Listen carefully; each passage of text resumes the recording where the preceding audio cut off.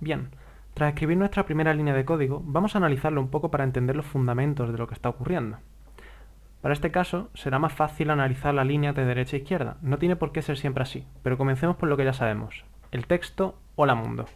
En JavaScript hay distintos tipos de datos, y este es uno de ellos, la cadena de texto, más conocida por su nombre en inglés string. Además del string, estos son los otros tipos de datos que también podríamos mostrar por pantalla. En total son 6 tipos de datos, más un tipo especial.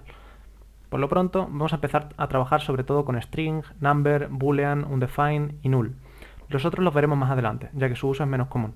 Dicho todo esto, ya sabemos que podemos poner ahí cualquier dato de los que acabamos de ver, pero ¿por qué tenemos que ponerlo ahí? Para saber por qué tenemos que ponerlo ahí, lo que necesitamos es entender qué es eso de log. Log es una función que se encarga de mostrar por consola el dato que le hemos indicado mediante sus parámetros. Las funciones nos permiten escribir código que podemos reutilizar sin necesidad de escribir otra vez todas las líneas de código para la acción que queremos realizar.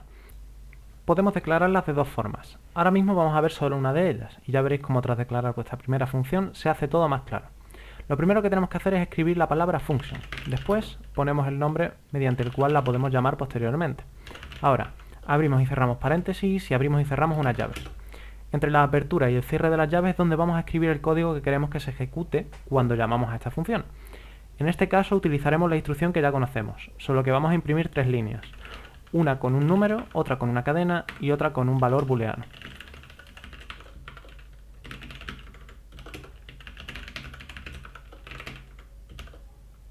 Muy bien, ya tenemos nuestra primera función.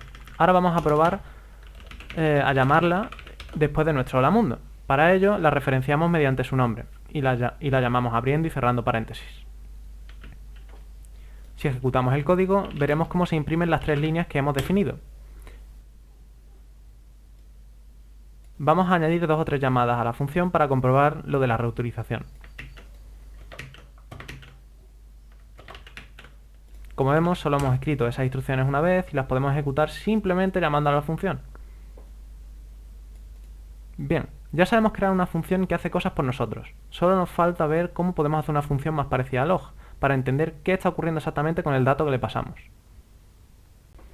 Vamos a crear una nueva función llamada suma. Esta función va a tener un único console log en su interior y va a encargarse de sumar 2 números. En este caso, los números van a llegar mediante los parámetros de la función, que se definen entre los paréntesis de la propia declaración de la función. A cada uno de estos parámetros le tenemos que dar un nombre, y en caso de que haya más de uno es necesario separarlos usando comas. Perfecto.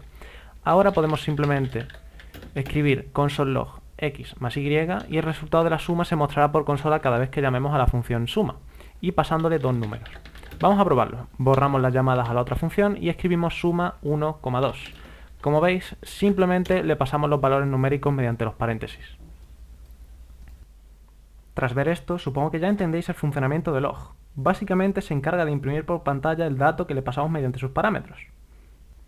De todas formas, aún nos queda una última cosa que ver sobre las funciones. En este caso, nuestra función se llama suma. Normalmente lo que debería hacer una función con un nombre así es sumar los números que le pasamos y devolver un resultado. En este caso no estamos devolviendo un resultado. Lo estamos mostrando por la consola y eso no es muy intuitivo. Las funciones, además de tener entrada de datos, que vendrían siendo los parámetros, también tienen una salida de datos. Ahora mismo la función suma devuelve el valor undefined, ya que no está devolviendo absolutamente nada. Vamos a quitar el console log de ahí dentro y a hacer que devuelva el resultado de la suma de ambos números. Para esto utilizamos la palabra clave return. Esta palabra clave nos permite finalizar la ejecución de una función desde su interior, y además podemos acompañarla de un valor de salida, que en este caso queremos que sea la suma de x e y. Por lo tanto, escribimos return x más y. Si ahora ejecutamos el programa, no se mostrará el resultado de suma 1,2, ya que el valor de salida no se lo estamos mandando a un console log. Así que vamos a hacer lo siguiente. Usando console log, vamos a mostrar por pantalla el resultado de suma 1,2. Esto lo podemos hacer así. Console log, y entre los paréntesis, suma, y entre los paréntesis, 1,2. Ojo que lo que estamos haciendo ahora mismo puede confundir un poco. Hasta ahora hemos estado diciendo a la console log que tenía que mostrar por consola un valor concreto. Y realmente esto es lo mismo, ya que el motor de JavaScript va a ejecutar primero la función suma 1,2 y su resultado, que es un valor numérico, se lo pasa a console log mediante su parámetro. Si probamos esto, vemos que efectivamente se muestra por consola el valor de la suma de ambos números. Todo esto nos permite entender cómo funciona Log. Y no solo eso, ahora podríamos escribir funciones que nos permitan ahorrar código y hacer nuestros programas más entendibles a la hora de leerlos. Esta imagen que veis en pantalla es un resumen de todo lo que hemos cubierto de las funciones. Y esto solo es el principio, aún hay más cosas que veremos sobre ellas en futuros vídeos. Bien, solo nos queda una parte de nuestra maravillosa primera línea de código. El principio, donde pone console. Si os habéis fijado, console y log están separados por un punto. Este punto no forma parte del nombre de la función, por eso me he estado refiriendo a ella como log en varias ocasiones. Console es un objeto, y los objetos son la estructura de datos fundamental en JavaScript.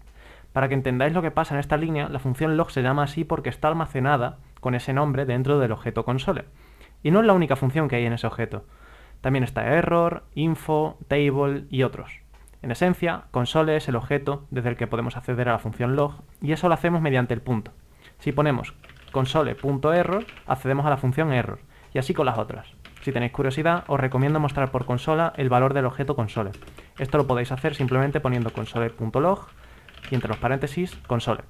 También se puede con funciones, y en general con casi cualquier dato o estructura de datos. En el próximo vídeo aprenderemos a almacenar valores y le echaremos un vistazo a las estructuras de datos, que son fundamentales para poder desarrollar programas complejos.